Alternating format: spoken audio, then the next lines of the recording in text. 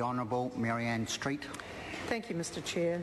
A couple of comments I'd like to make at this opening stage of the committee stages of this piece of legislation, and I wish to respond in part to the comments that the Minister and the Chair made at the outset.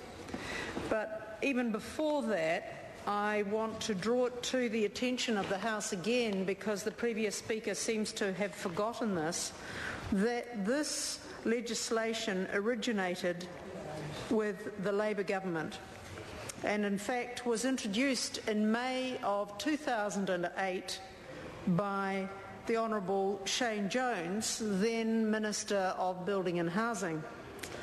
And quite why it has taken this length of time for a new government to action it is beyond me.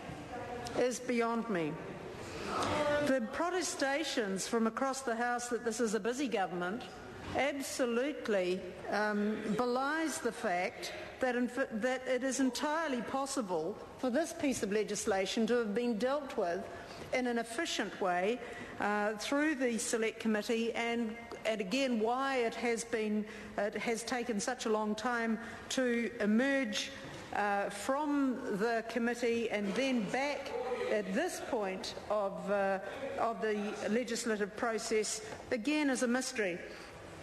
Secondly, Mr. Chairman, I'd like to, in referring to the comments of the Minister in the Chair, just remind him of the origins of the expression, now said with some humour, of minor technical amendments.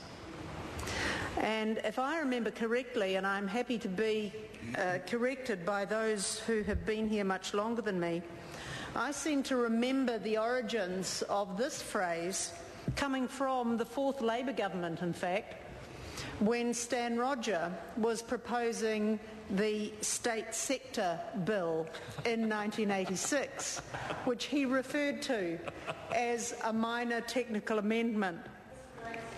And that then went down, I think, in the annals of Parliament as one of the understatements of all time.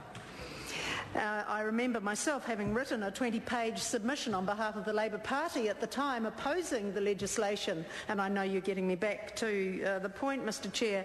The point is that we have just been delivered a supplementary order paper which I understand was ready some 9 days ago, and as far as Part 1 is concerned, has a number of amendments which we are advised are minor technical amendments. And while I'm happy to proceed on the basis of the advice officials have given us and have assured my colleague Moana Maki are indeed minor technical amendments, it's just a cautionary tale, Mr. Chair, to recite some of that ancient history from the fourth Labour government which caused them never to do such a thing again. And while there is some humour in it for the Minister and the Chair, I still wish to make the point about minor technical amendments being brought into this House at short notice when it would seem that the Minister had in fact some 9 days or so to advise us of it, so that we could make sure, and the process had some integrity around it, that these were in fact minor technical amendments indeed.